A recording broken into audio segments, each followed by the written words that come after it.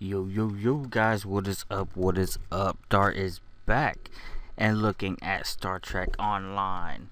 We have another, guess we could say, release of information on the Romulans. So they gave us, a little bit of, description on, ships and a little bit of what we can expect to see.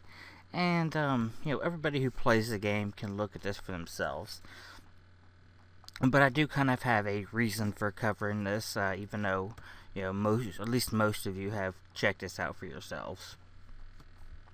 But I just kind of want to touch on it, and, at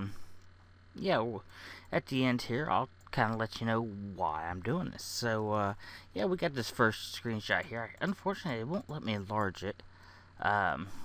Looks like a really cool looking Romulan warbird of some kind. It maybe even a carrier of some kind. We see this little ship up here up top, so it could hint at a carrier. Maybe not, who knows. But it says the Romulan Star Empire has long been one of the dominant powers in the Alpha Quadrant, boasting unparalleled cloaking technology, powerful plasma and disruptor weaponry, and the resourcefulness to quickly develop countermeasures and tactics to other factions. Romulans were the key force in many conflicts since the 2150s. And yeah, that's true. Actually, the Klingons got their cloaking technology from the Romulans. At the time, Romulans had very few ships, and they had cloaking technology. Klingons had a lot of ships and wanted cloaking technology, so they actually ended up trading and giving ships to the Romulan Empire. This would have been back during the time of the original series, in exchange for cloaking technology, which is how the Klingons ended up with it. Alright, warbirds are the most iconic Romulan vessels. They formed the backbone of the Romulan military for centuries. With the destruction of Romulus, these warbirds have become a lasting symbol of once mighty empire's strength, as well as a new home for many refugees in the wake of the planet's destruction. With the emphasis on tactical use of potent abilities stemming from the advanced Romulan technology, Romulan warbirds were built to fight like the Romulans themselves, with high risk and high reward style. So then we, just a little background on the Romulans there, and then we look at, Romulan ship basics. So basic look at what we can expect to see. Romulans are masters of cloaking technology, and all warbirds are equipped with cloaking device. Well, most Klingon ships are equipped with cloaking. The only one I can really think of that don't is the carrier. And that's Klingons. I don't know about all the other faction ships you can buy from the C-store, but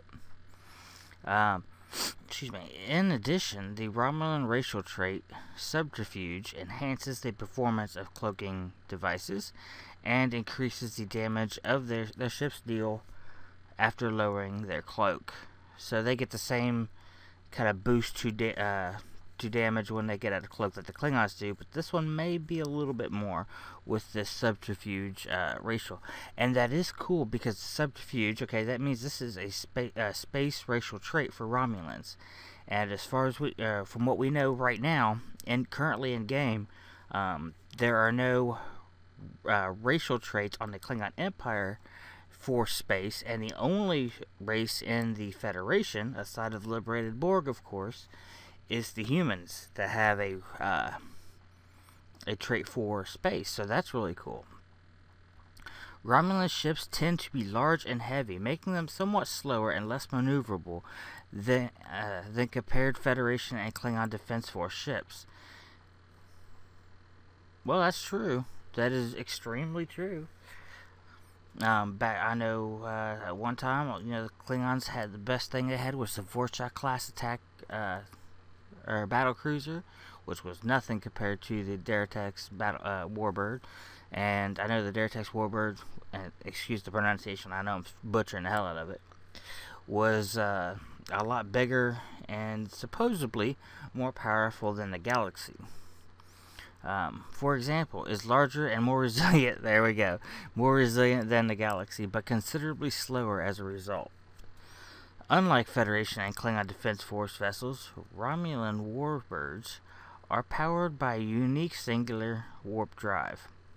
The singular, it's called a singular warp drive, but singularity warp drive. The singularity warp drive can build power as the Romulan ship engages in combat, and then utilize this power to produce one of several devastating effects on the battlefield. But it doesn't give us any idea what that might be. As an added consequence to the unique warp core, warbirds create a deadly singularity implosion when they are destroyed. That could be cool, at least visually. Instead of explosion, and an implosion, of course, boom, and what would typically explode out is sucked in. Everything is sucked in, so that could actually be cool. Alright, so now we actually look at the ship classes. These classes will be available to players for free upon leveling up. Other Romulan ships, such as refits, retrofits of these vessels, as well as completely unique ships, which I am really interested to see, will be available for purchase through the C-Store. Okay, so we got the... I apologize now, because I know I'm going to butcher the pronunciation of these names. We got the TIS, we're going to call it TIS Light Warbird, Tier 1. This is an exact model from what we would have seen in the original series with Kirk. The TIS Light Warbird is the most heavily utilized model during the 23rd century. The TIS is the fastest, lightest, and most maneuverable warbird available. Like most Romulan ships, the TIS is equipped with a cloaking device, but vulnerable while cloaked. It is a quick and mobile vessel. The TIS may appeal to players who enjoy flying raiders. Note, this is the starting ship for all Romulan players. So, our starting ship is going to be an escort. At Tier 2, and just looking at it, this looks like, if you've ever played was it Star Trek Armada 1 or 2, this would have been like the scout vessel. Just a small little craft. It looks similar to it. Anyway, I mean, it's not identical, but it does look similar. Which of course it's not going to be because it's a warbird, but the Delan, that's what we're called Delan. Delan warbird was designed in the early 24th century to utilize heavily by the Romulan Star Empire. It served as a model for many later ship models, such as the Magi class, and retains significant advantages over many modern ships. Coffee is good.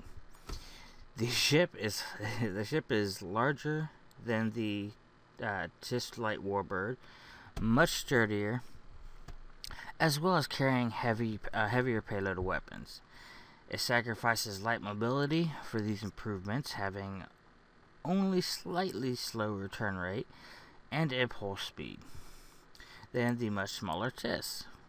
Faster, but with more moderate defense capabilities. The Delan might be a good choice of a ship for a player who currently likes the style of escorts. So this could be a Tier 2 escort, we're going to call it. But you notice here, okay, at the top it says everybody starts with that one. So with this one, it says maybe a good choice of a ship for play, which means this is just one of probably 3 different ships that you could choose from at Tier 2. So they're only giving us one example. And here we go. Here's the Magi Heavy Warbird. Now this is more like the style we've seen in Star Trek Nemesis. This is the Magi Heavy Warbird. Has a powerful ship utilized by the Romulan Star Empire toward the end of the 24th century. The Magi has an average turn rate and impulse speed, but carries more weapons than the Delan and has significantly increased hull strength. It's a solid mix of mobility, or maneuverability, firepower, defense. Players might find the playstyle of the Magi similar to a destroyer, which is what I always kind of considered it in game when fighting against it. It was a destroyer, and actually this one's always been a tougher opponent for me than our next one here, which is the Daratex whatever Warbird that we're using from the next generation. This one's always been a little tougher. It always seems to hit a lot harder. And that was in a tier 3, which I really like that ship. So I hope there's going to be a retrofit version of it. Okay, the Daradex Warbird Battle Cruisers tier 4. A lot of people are going to be highly excited for this ship. I'm not one of them. It was not a favorite of mine. But it is a kind of a cool ship. Just not a favorite. The Daratex Warbird Battle Cruiser was the foundation of the Romulan Star Empire forces during the 24th century. Drastically heavier than the earlier Triss or Dalon models, the Daratex was significantly more resilient, carried firepower comparable to the Federation Galaxy class starship, extremely focused on defense, but capable of carrying heavy weaponry. The Daratex will likely appeal to players who enjoy the current playstyle of battle cruisers. So this is going to be your tier 4, or I believe that would be captain rank for the Warbird, or for the Romulans. Would be, I guess, the equivalent of for engineers and stuff. I know this is going to be a highly sought after ship, and I am almost positive they're going to have a retrofit of this ship, just because so many people want it. It just, I don't know, I just didn't, the dual hull, the hull top and bottom here, I mean, it is a cool, it was a cool ship, and I see the appeal of the ship. Just, I don't know, I love this model a lot better, but that's, so that's just me. Now here's some concept art for our tier 5, the Hopex Advanced Warbirds. I'm gonna go ahead and go out on a limb, for my own personal thing. I don't really like the model of it, and I really want to know what you guys think. So please let me know in the comment section below. What let me know what you think of these other ships. Is there any particular favorites you see here? But definitely want to know what you think about these new Hopex Advanced Warbirds for tier 5. It says here the Hopex Advanced Warbird represents the latest development in Romulan technology. Stronger than even the mighty Daratex, it has superior firepower, even greater hull strength, while slow to maneuver. If you look at it, it doesn't look like it should be slow, does it? It looks like it should be a fairly maneuverable ship.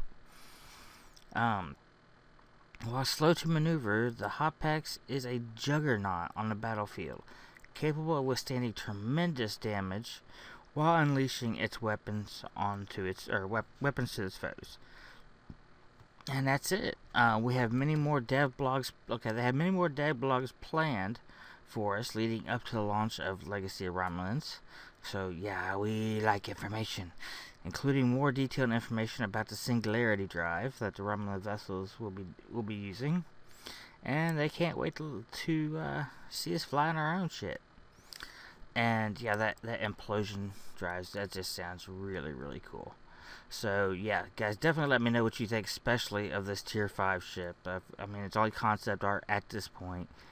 I don't know. According to concept art, it's definitely not going to be. I mean, I think I like this one, the tier 4 version a little bit better. But this is only concept art. It may come out looking a lot cooler. I don't know. So yeah, guys, let me know what you think. Until next time, guys, remember, comment, rate, and subscribe. And that's about it. So I guess I'll see y'all in game.